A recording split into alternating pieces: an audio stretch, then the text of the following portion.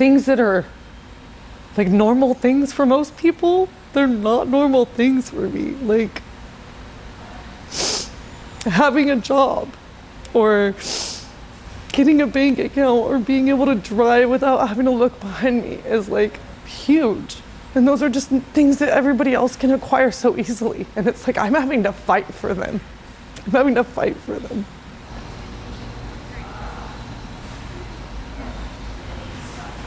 My name is Amanda Carver, and I'm from Mapleton, Oregon. So when I was younger, my parents got divorced in first grade. And I think that I felt like abandoned and kind of like that need for wanting to be accepted by my mom because she left. And so I was raised by a single father. I grew up in a small town, really small town with not much to do. So I resorted to smoking marijuana and drinking. So I was 14 years old when I first experimented with drugs, and it was marijuana. My dad smoked marijuana. So of course, like we were taught like that's okay. So I stole my dad's marijuana and started smoking pot. When I turned 14, I moved in with my mom, and there was a lot of drugs and alcohol, a lot of domestic violence. At the age of 15, I was given a hot shot and I was gang raped by 10 guys. I don't even know who all the guys that did it were. I know one of them's in prison for 10 years because he burned down my town. But I forgive them because I know that like I grew up with this addiction, right? Because of what I was taught. And so who knows what his parents did to him to make him like that. And I think at that point in my life, I kind of lost all self-respect and I just stopped caring. I got in with the wrong crowd. It was pretty quick. I would say it was like smoking pot and drinking, and then I just tried it one day and I never stopped. I just continued to do meth and drink. What I found is that when I drink, I got blackout drunk because I'm an addict. So I go all the like balls to the wall. So when I drink, I was blacking out. I was getting DUIs. I was hurting people and getting really aggressive. And when I used the meth, I could drink and still function and stay awake and not black out drunk. So I thought I was balancing out, but all I was doing was like mentally incapacitating myself, really. So when I was 16, I worked at a motel in Florence, Oregon, and you're not even supposed to be working on heavy machinery at that age. You're not supposed to work on until 18. But at 16, we had been missing some people that day, so I was doing laundry. And we have a front loader like washing machine and a front loader dryer. And I went to go take the sheets out of the washer, and it started back up, and the sheets raveled around my arm and went crack, crack, crack, snap me. And I was like flipping my body on this like pile of sheets to like unravel so it wouldn't snap my neck. And I broke my arm at work. So I ended up getting workman's comp, and it took a few years to get that. So it was like right when I turned 18, I ended up getting $68,000. I don't think that they really teach you in school like financial literacy. At 18, to have a large sum of money like that and not know what to invest it in or what to put it into, I just bought cars, and it was more like wanting people to like me. All of this was like, I did the drugs to get people to like me. I drank so I had people to hang out with. And then I had the money, right? So of course people were always wanting to hang out with me. But then I had the money, so I had to get the cool car, and I had to get the cool clothes and the cool things to fit so that people would like me. It was like wanting to be accepted, wanting to be loved. That money lasted me 9 weeks. I spent $68,000 in 9 weeks.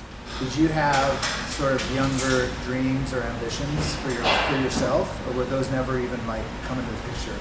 I think I wanted to be an attorney when I was younger, but it was like I just wanted to make money or fight for people. So I've always had that like compassion of like wanting to fight for people. And I'm sure I had dreams. I wanted to play basketball. I really wanted to play basketball. So breaking my arm was when I broke my arm, all my dreams kind of crushed and went out the window, and I couldn't play basketball no more because I was injured.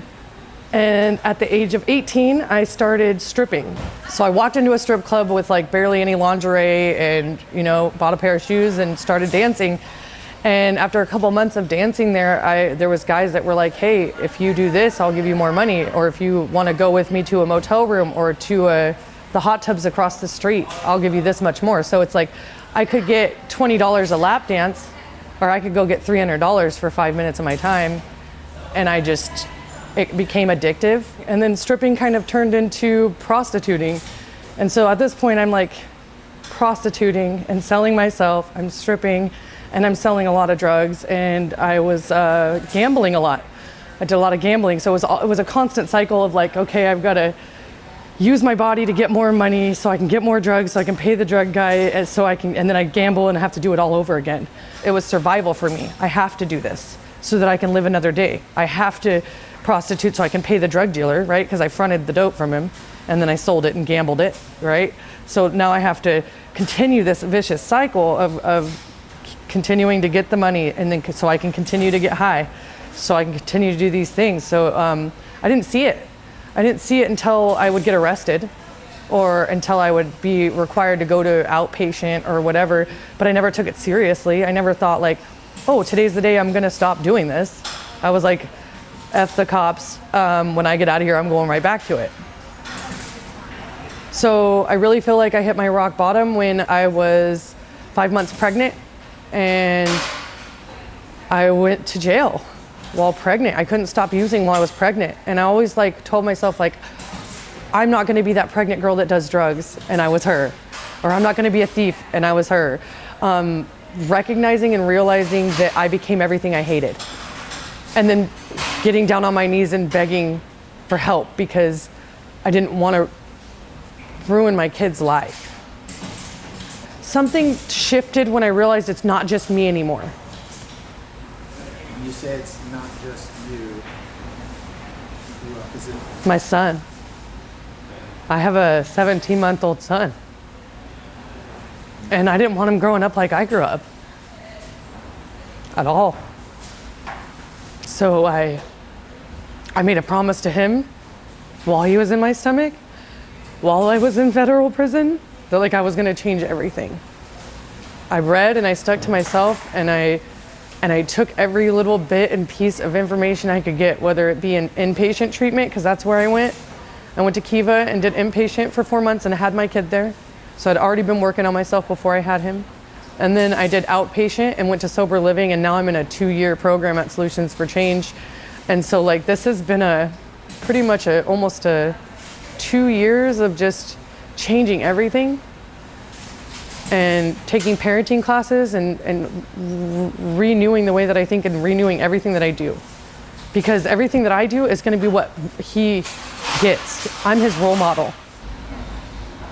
Jail was always like God's hotel for me. I got to get my mind back, feel my emotions, and like realize that this isn't what I wanted, you know? But while I was out there getting high, I didn't realize that's not what I wanted. I thought it felt so amazing. And then it comes to that end when you hit jail. So I think jails are important. I think school's important to talk about it too, because it starts with our youth. And I feel like since my perspective has changed from like, I'm a piece of shit, it was like, okay, no, I've been through all of this, so I can use this, show people there's a way out, and exactly shine light on it. I think parenting is the hardest thing I've ever done. It's the most rewarding thing I've ever done. And if I wasn't a mom today, I'd probably be dead. What changed for you? They let me out. I prayed and I begged, if you let me keep my son, I will change everything. And they let me out and they let me keep my baby. God, whatever it is, like, I don't force my religion on anybody. I feel like there's a power greater than myself, and it's energy and it's love and it's connectedness, right? And I never felt connected to anything until I got into recovery. And then these women just come up and they love on you. And then you come to FutureStitch and Sarah, she comes up and she loves on you. And you start feeling like, oh, I could, like, what do you want? What do you want from me? Why are you being nice? Because most people that are being nice to me, they want something from me, and they're probably gonna take something from me. You know, so to have people just genuinely care and like be nice without any expectations makes you want to become one of those people. I believe in FutureStitch's vision. Their vision to like create housing and a farm and a commune. It's almost like a commune to me, where like we have a place for our kids, and our kids kind of grow up together, and we have that community. But also, I don't have to worry about talking about my past. Like any other job, I'm gonna have to sit there and be like, what did I say something about my past, like that they shouldn't have known, and like worry about it, right? Just because I did something in my past, it doesn't define me. Just because you cheated on your wife in the past, or you've done anything in the past, it doesn't mean that you're a cheater, or that you're a murderer, or whatever. Like, everybody deserves a second chance. And if we're not given that second chance, then that problem that's out there with drug addiction and homelessness that everybody's so grossed out by is gonna get worse, because they're not fixing it. We fix it by taking them one at a time, building them up and putting them into being productive members of society, but we can't do that when we hold them down. Here it's like, oh yeah, I was a drug dealer and a prostitute, and I did like the worst of the worst, and they like give you a hug. Like, it's gonna be okay. Like, that's how we need to get treated to feel better about ourselves, to be able to come out of that, truthfully. I'm sitting in these classes at Solutions for Change and I'm crying because I'm like, I'm never gonna be able to get a job, but because of FutureStitch, I was the first one in my class to get hired. And they're like, Amanda's already going to work? Like, did you see all the mugshots on her board, on her vision board? Like, I already got a job, yeah. And it's because they gave me a second chance. And then because we're given a second chance, I think, as justice impacted people, we appreciate it. And we work hard.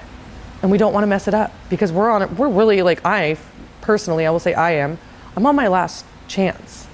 I've had a million chances. This is my last chance. I cannot mess this up. And I'm doing this for my kid. So what got me here today, I would have to say the federal government. I know that's crazy, but throughout all my years of being in trouble, I never was put into a program with the state until the feds arrested me. I had never been to inpatient. I got put into inpatient treatment, got given a chance. And because I was on the feds, I didn't end up going to prison for 6 years. So what got me here, besides the feds, I say, was perseverance, pushing through. I went through 4 months of inpatient treatment, which is not easy when you're around a bunch of catty criminals who have a drug addiction, right? And then I went to sober living, and people were relapsing and using, and I was around it. And then I was like, you know what? I need something that's gonna hold me accountable and keep me sober so I can keep my kid and not go to prison. Because right now, if I were to go take a drink of alcohol, I'd be doing 6 years in prison and someone else would have my child. Okay, so the support that I have today consists a lot of women. I have issues with men still that I'm still working out. So having supportive women in my life, which is, I did not have women friends at all. And today I surround myself with positive women that want to grow. My support system is a sponsor, a grand sponsor. I have FutureStitch. All these women that are here, Sarah and I'll put Nathan in there, even though he's a guy, I'm gonna say he's my support system. I have everybody at Solutions for Change, which is a huge community. I have my family back in my life today. My dad, since I got sober, my dad got clean, because my dad was a meth user and a gambler as well. He also quit smoking cigarettes because he wants to be able to see his grandson. My grandma trusts me to where, like, she handed me her credit card to go get the motel room last time she came down to visit. That would have never happened. My brother, who didn't speak to me for 8 years, this will be the 3rd time that I'm seeing him. My other brother actually invited me to his wedding and I got to go. So I have family that's supportive of me. I have now my own apartment. I paid on my tickets. I'm capable of getting my driver's license. In Oregon right now, I can get a hardship, but in California in August of next year, for the first time since I was 16 years old. I completed domestic violence classes. I'm building up my credit. I have a bank account. I really thought that being in check systems, because I wrote so many bad checks, that they were not gonna give me a bank account. I was like, I'm gonna get denied. And I cried. I cried because I got a bank account. I have 19 felonies. I really didn't think anywhere would hire me. Having theft on there, having prostitution on there, people look at my rap sheet and the last thing they're gonna do is be like, let's hire this girl, you know? But my work ethic and the things that I've learned through Solutions for Change, to be a servant leader, to get up, suit up, and to show up, to be honest, to be trustworthy, to tell people, to talk straight, like to tell people how I'm feeling when I feel it, instead of like building resentments, because building resentments, all that does is like, it's like taking poison and expecting the other person to die. And like, that's what I would do. And I went from being like the super aggressive person to being like a super passive person where I just let everybody walk all over me. And so today, like, I have to create boundaries. And And I've learned that throughout those classes at Solutions for Change. I've also learned a lot at the anger management classes here at FutureStitch on how to, how to deal with things. And I just keep getting little bits of like golden nuggets of information from everywhere that I've been learning and putting them into practice, because I can hear it all day long, but if I don't listen and actually take action in it, then it's nothing. I've never been married. You know what I mean? Like those things that are normal, the normal things that everybody else did, now I get to do that. I just waited 20 years, Went through hell to get there. But how cool is it to already have been through hell? I don't have to go back. I don't have to go back no more. And if I do, it's by my choice. My self-esteem wouldn't be what it is today without amazing people helping me build it to be that way. It was a sense of that support and people helping me, telling me that telling me things, and then me starting to believe it, right? And then telling myself as well. When I first started my classes at Solutions for Change, I was like, oh, I'm gonna be an AOD counselor because I really wanna use what I've been through to help other addicts, right, that are struggling, because that's my purpose. Then I was like, why would I do that when I could have my own program? Why am I shooting so low? So my dreams are to, maybe not a Solutions for Change, but something like Solutions for Change in Oregon, which is where I'm from. I wanna go give back to the place that I destroyed. I want a program that's like Solutions for Change, that's kind of holds you accountable. But I also want it to be community with love, and I want holistic healing. I don't think there's any holistic healing in any of these rehab places, you know what I mean? Even as far as like using psychedelics to help with mental health. I know that sounds crazy, but they are doing it up there. I want to use that in my rehab, but I also want to focus on youth and not just families, but people that are out there like I was before I had my kid, because I needed help and no one helped me. And like Solutions only helps people that has kids. So I want to help single people, families, youth, and have that like as a big thing up there. And I want to go solve the homelessness problem and the drug addiction problem in Oregon. I don't wake up every morning going, it's gonna be a great day. Like I wake up every morning going, oh God, I gotta do this. Like, and then I have to train my mind to be like, okay, what am I grateful for? Like, what am I grateful for? What do I get to do today? Not what do I have to do, what do I get to do today, right? Because I'm waking up and I'm not in jail. I'm waking up and I have a kid that's smiling, that's happy, that has a routine, that has something that I never really had, right? That has stability. Like, so I just remind myself of all the things that I need to be grateful for. I'd say that's another tool that I have. But instead of waking up and complaining and being negative, because nobody wants to be around that. So 2 of my other employees that work here are living at Solutions for Change with me. Nicole actually has been with me since Kiva. We were in rehab together, and I was there when she got her kid back. Yeah, she left like a day before my kid was born. And then I went to Solutions for Change. She was there, and then it's like I keep following her, I think, because then she comes to FutureStitch, and I came here. But they came in to Solutions for Change, and they did a job fair, and I just remember like falling in love with Sarah. And then her telling me about FutureStitch and meditation and yoga and all these things that I'm so interested in that I don't have time to do because I am a single mom in a full-time program that requires a lot of me with a full-time job now. So I'm not saying that like I wanted this job because of FutureStitch, but it was definitely a perk. And then her personality, the fact that she did not treat me like I was a criminal. She didn't treat me like a drug addict, even though coming to Solutions for Change, you kind of know that's who these people are. She treated me like an equal. We had a lot in common, the herbal remedies class, and like, so like talking to Sarah, like just like having a regular conversation without her treating me any differently, wanting to be treated like that in my work environment. So I have about 38 mugshots, and I've been arrested in every county in Oregon pretty much. Plus, the other states I've been arrested in. There was some of those mugshots where like the cops had smashed my face. Some of them were just me picking my face because I thought something was there that wasn't there. Just from drugs. Drugs. The chemicals from those drugs that was poison coming out of my skin.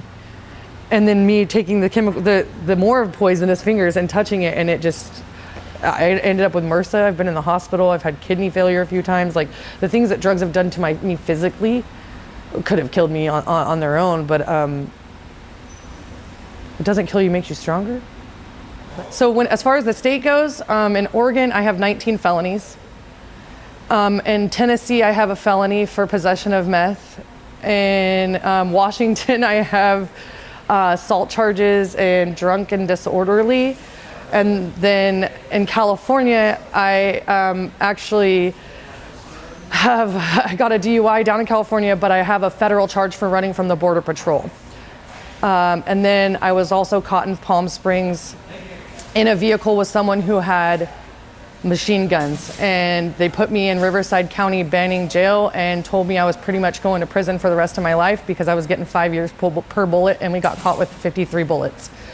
Because of the illegal search and seizure of the vehicle, I was actually released 3 days later. And so I see that as God in a lot of ways. So in 2018, I got released from jail in Medford, Oregon, and they had a global plea offer of 5 years, and they were gonna put me in prison, but they let me go. And I knew they were just letting me go because normally they follow me and they have somebody set me up and catch me selling drugs again.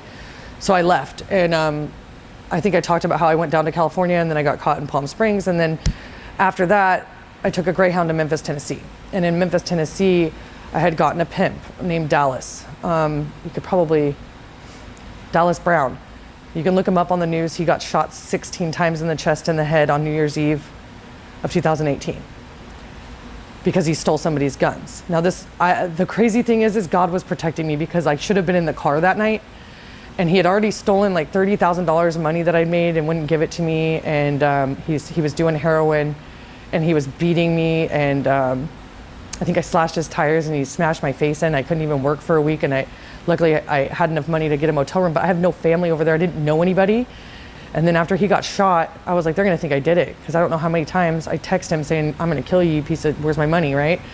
This is what's really crazy. So there's this place called Mount Moriah Chevrolet, and I don't know if you guys know where Mount Moriah Chevrolet is in Tennessee, but Mount Moriah in the Bible was where Abraham sacrificed his son, and instead God put a ram in the thicket so he wouldn't have to give up his son, right? So you have to realize this is where, like, I almost had to sacrifice my son, right? I walk into Mount Moriah Chevrolet and I say, I'm a prostitute and I have $600 and I need a car, and I have no driver's license. And I drove out in a 2018 Nissan Altima. I'm gonna cry again. That car got me out of Tennessee. In Tennessee, if you are a white female that looks like I was looking and you see a black male, they take you and they sell you and then they kill you and you don't see your family ever again. And that was pretty much where I was heading. That car made me back across the United States. I prostituted all the way from Memphis, Tennessee, hit every casino, all the way across the United States to Arizona to my grandma's. And then my car note was due. And so I had to go to Palm Springs to meet up with a client from when I was in Palm Springs before. I had a couple regulars there. And I was on my way, and that is when, so that car only made it back to this side, and then that car got me arrested by the federal government. As much as I want to say, like, I'm so blessed and so grateful to be a part of this team, like, they're so grateful to have me today. And that's something I could have never said about myself. FutureStitch is a stepping stone for me. And do you know what's cool about that? They weren't like, oh, you're going to leave in 10 months and go to Oregon? They were like, what can we do to empower you to do this, Amanda? No one ever does that. That's going to change the world. People caring like that is what's going to change the world, because people caring about me when I was at my lowest point, look at what it's done. Now, if we could do this times a million, we could change the world. And all it takes is people caring enough to realize that I'm not a piece of shit that deserves to be shot in the head. And I don't need a blanket and a sandwich. I need someone to tell me I'm worth it, and not codependent on me and make me dependent on them, but to help me help myself, because I have to do the work.